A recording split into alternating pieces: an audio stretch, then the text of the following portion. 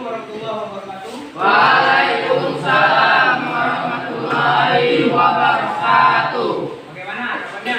Baik. Alhamdulillah ya. Masih semangat? Baik. Alhamdulillah. Semoga kita terus diberikan semangat dan terus untuk menuntut ilmu.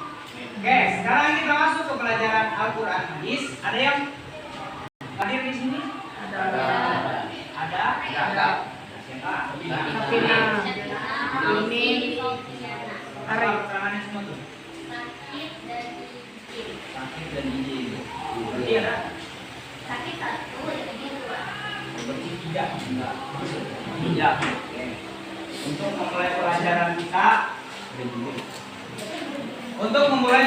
pada pagi hari ini, kita berdoa. Untuk kelas bisa dipimpin. Untuk memulai pelajaran, marilah kita bersama-sama berdoa. Berdoa dimulai. Bismillahirrahmanirrahim. Raditu billahi rabban wa bil islami dinan wa bil Muhammadin nabiyya wa rasulah. Rabbi zidni ilman warzuqni fahman. Amin. Semoga kita diberikan kesehatan dan keselamatan untuk menuntut ilmu. Sekarang kita masuk ke pelajaran Al-Quran Hadis, yaitu hadis riwayat At-Tirmizi dari Hasan bin Ali di halaman 46. Bisa dilihat di bukunya.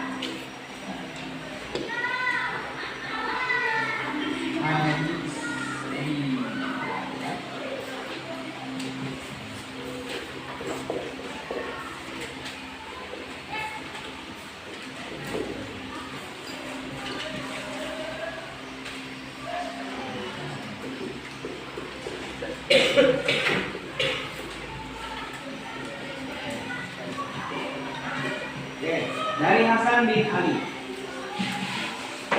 Berikut hadis tentang jujur dalam muamalah diriwayatkan oleh At-Tirmizi dari Hasan bin Ali. Bisa dibacakan Najah?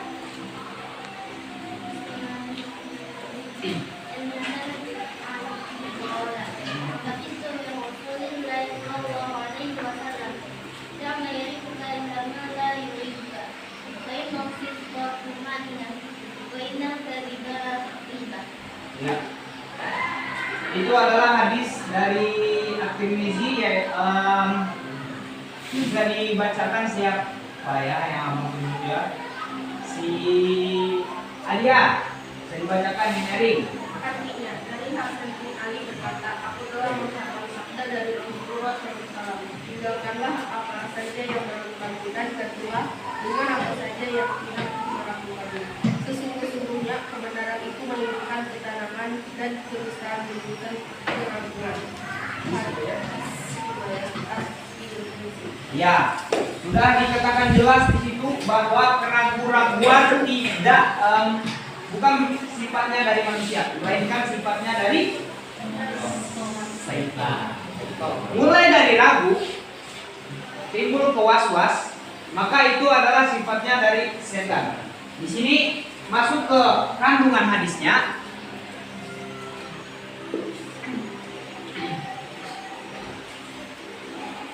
Masuk ke kandungan hadis, bisa dibacakan si Bagas.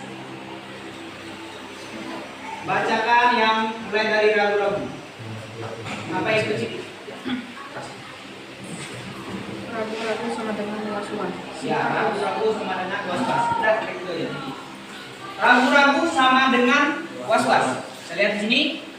Ragu sama dengan was-was.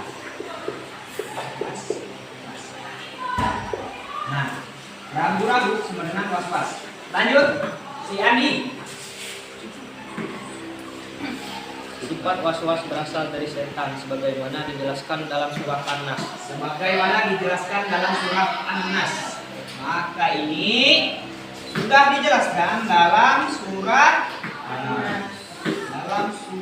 An-Nas, yaitu siapa?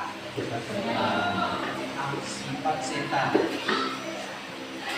Ini kalau kita sudah mempercayai tentang Al-Quran, maka inilah yang dikatakan oleh Al-Quran. Seperti yang dikatakan di surah Anas tentang keraguan-raguan, bahwa keraguan-raguan itu sifatnya dan datangnya berasal dari setan.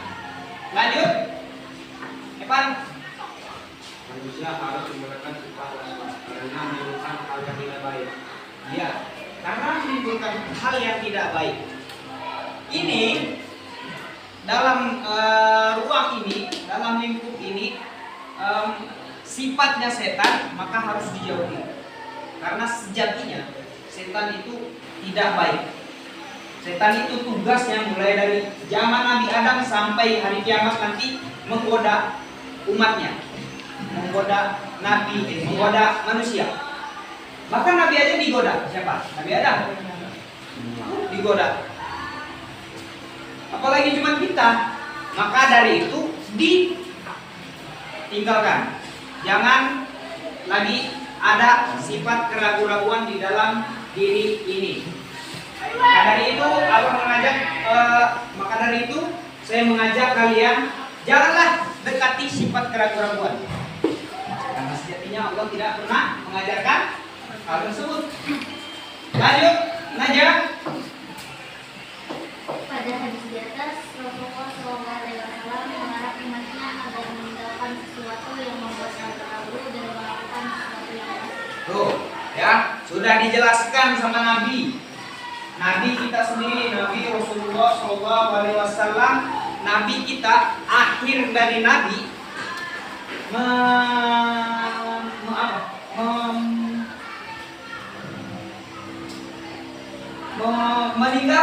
meninggalkan istilahnya, meninggalkan sifat keraguan-raguan, mengatakan bahwa sifat keraguan-raguan itu harus dijauhkan dan melakukan sifat yang pasti. Oke, paham sampai sini? Berarti ragu itu sebenarnya lumayan bahaya dari semua. Ya enggak? Ya, bahaya karena Nabi itu udah ngomong. Nabi yang ngomong ya, bukan saya. Jadi kalau misalkan kita nggak percaya sama apa yang dibilang Nabi, kita mau percaya sama siapa? Oke, lanjut siapa yang mau? Ya udah Soeb, abang tunjuk Soeb. Kejujuran atau kebenaran akan menimbulkan kemenangan, sedangkan dusta menimbulkan keraguan-raguan dan harus dihindari. Iya.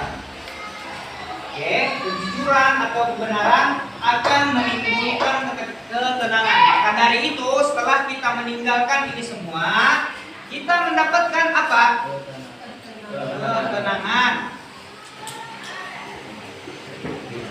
Apa lagi? Ada? Mendapatkan ketenangan. Nah, mendapatkan ketenangan. Oke, sampai di sini. Maka setelah kita meninggalkan ini semua, kita mendapatkan ketenangan. Dan sedangkan kalau kita berdusta, menimbulkan keraguan-raguan dan harus dihindari. Itu adalah sifatnya dari setan. Kenapa kita nggak milih ketenangan aja daripada ragu-ragu? Kenapa kita harus memilih ragu-ragu daripada ketenangan? Maka dari itu pilihlah yang lebih baik, jangan pilih yang lebih buruk. Selanjutnya si Gustaf. Para yang sering ragu-ragu dalam mengambil keputusan menunjukkan kelemahan iman yang dimiliki. Nah, sudah jelas. Apabila kita ragu dalam sesuatu, dalam hal apapun, maka itulah yang menimbulkan kelemahan di dalam diri kita. Keluar tuh sifat-sifatnya tuh, yang jelek-jeleknya, iya enggak? Ya. Itu yang dijelaskan hadis riwayat At-Tirmizi bahwa keraguan-raguan adalah sifatnya dari setan. Lanjut. Siapa lagi? Apa? Bisa. Oke. Orang itu kalah kedua. Lanjut ke paragraf 2.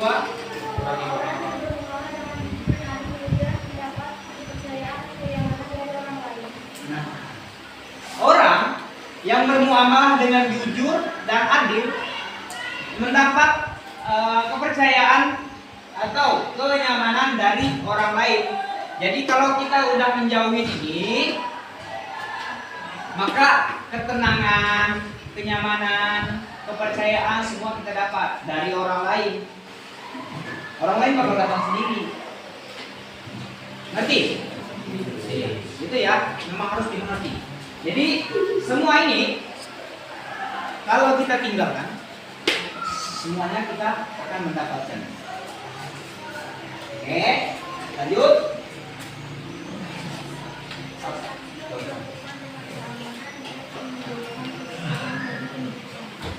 Ya, transaksi yang dilakukan dengan keamanan dan menimbulkan keberkahan bagi kehidupan.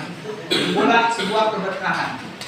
Jadi ada saya kutip di media sosial bahwa kejarlah keberkahan bukan banyak-banyakan. Paham nggak kata-katanya? Kejarlah keberkahan bukan banyak-banyakan. Semisalkan kita ini sholat atau kita beribadah lah. Nah, kita ganti contohnya bersedekah.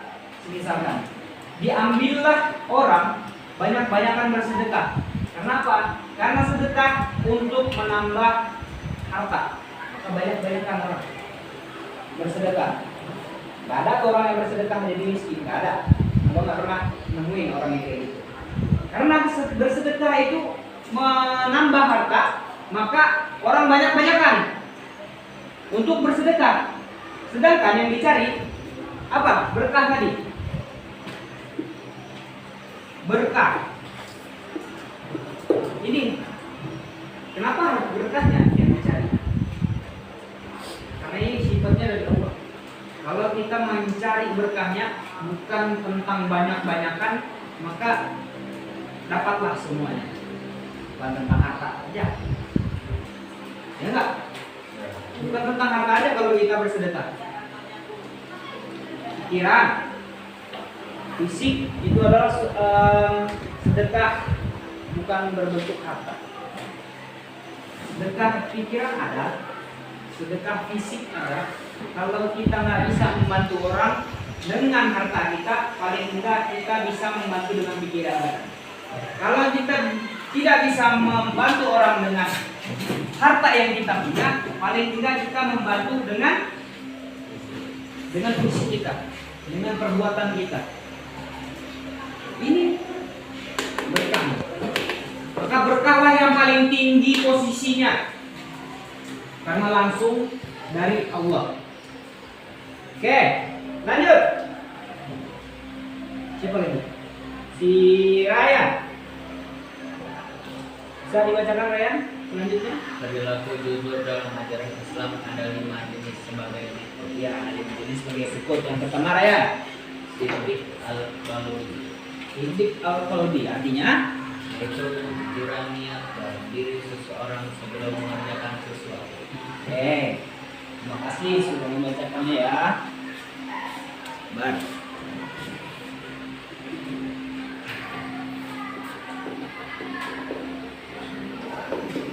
Yang pertama ada Siddiq Siddiq al-Qalbi. Artinya apa tadi? Kejujuran niat dalam diri seseorang sebelum mengerjakan sesuatu.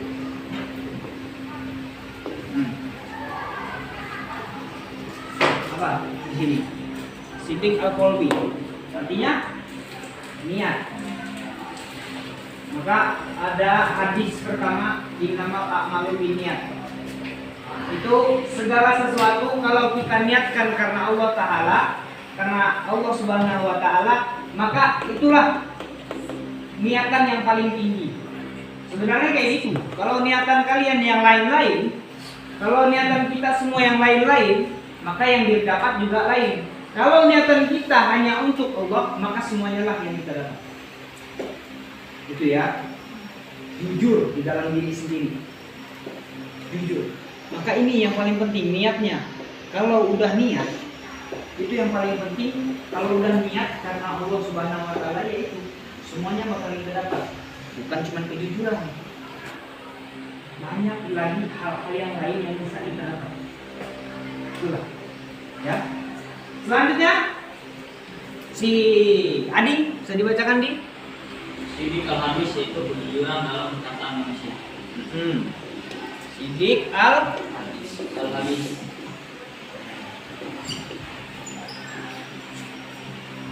perkataan manusia.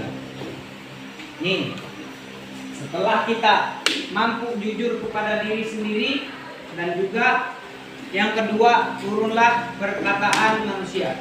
Jujur dalam perkataan manusia, atau bisa diambil ketika kita berucap, maka disitulah kita diminta untuk jujur. Karena setiap perkataan yang keluar dari dalam mulut kita akan dimintai pertanggungjawaban.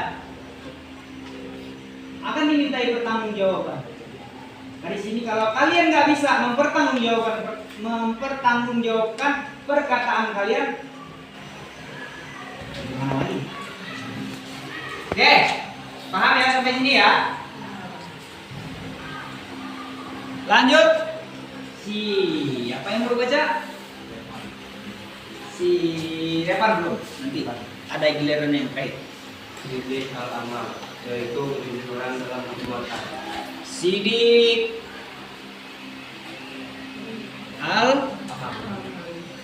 al-amal. Nah, ini dia ya. Kalau sudah niat terlaksana dan juga perkataan kita sudah terlaksana, barulah muncul yang namanya jujur dalam perbuatan. Jujur dalam melakukan perbuatan, contohnya yaitu tadi, misalkan kita contoh yang paling nyata adalah ketika kita sudah berkata dan perbuatan kita berbohong pula. Apa? Nyucuk pentol. Itu yang paling bahaya nih. Ini yang paling bahaya yang sering abang temukan, yang sering kita temui di bahkan diri sendiri. Ya karena belum jujur tadi. Nyucuk pentol, nyucuknya 10, bayarnya cuma 1, bahaya, parah itu. Ya, itu parah tuh. Ya, makanya kalau sudah niat di dalam hati, sudah perkataan kita benar, perkataan kita jujur, maka perbuatan kita akan mengikuti. Ini yang sebenarnya yang paling penting itu di sini. Ada semua. Ini yang paling penting, niatnya. Baru yang bawah-bawah ngikutin. Ya. Selanjutnya ada apa? Hanif. Bisa dibacakan nih. Sidik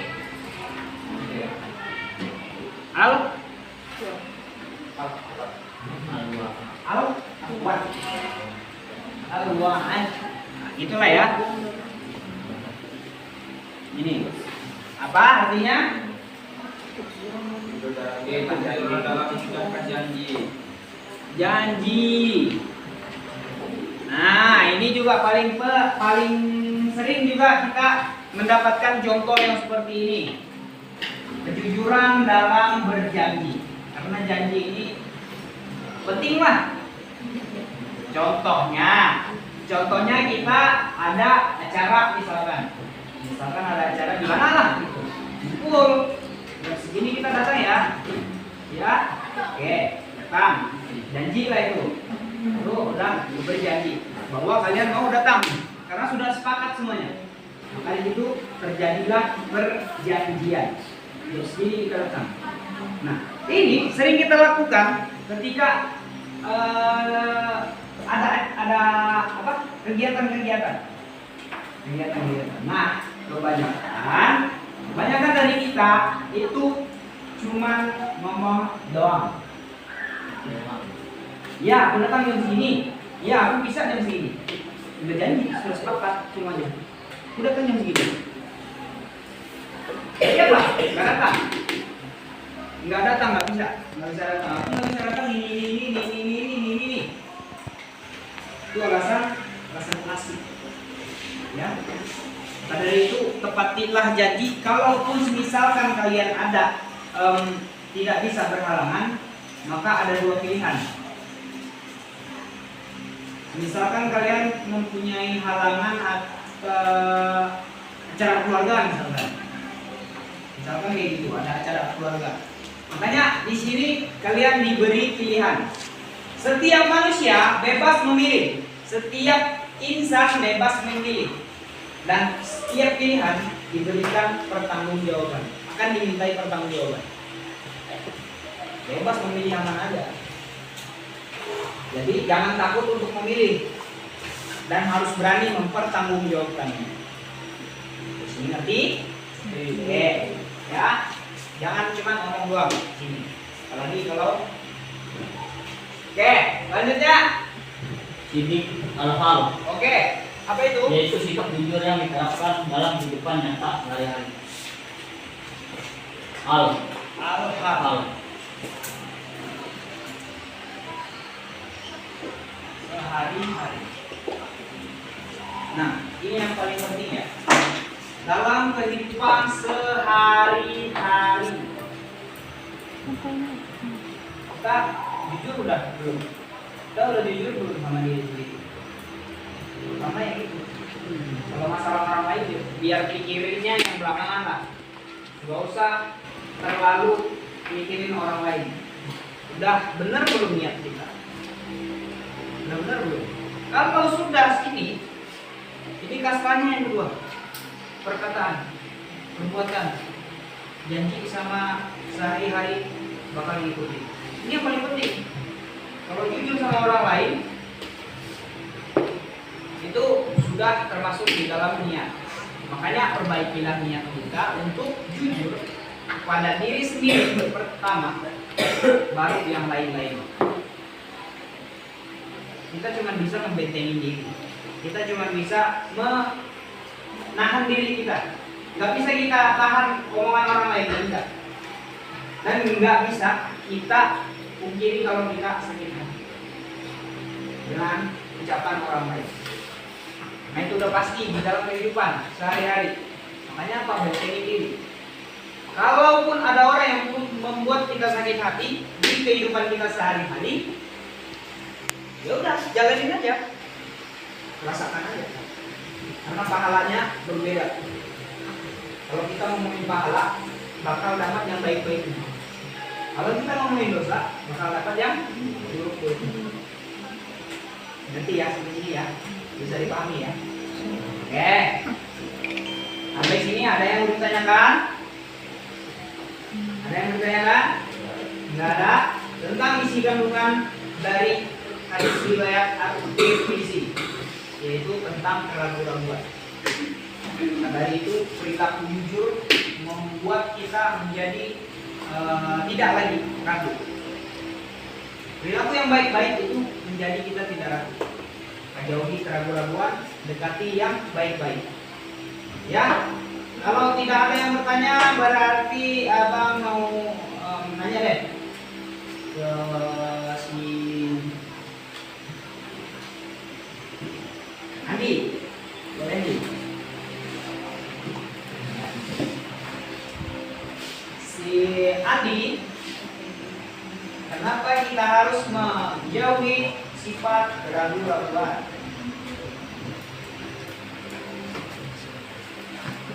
Bisa jawab? Nggak bisa?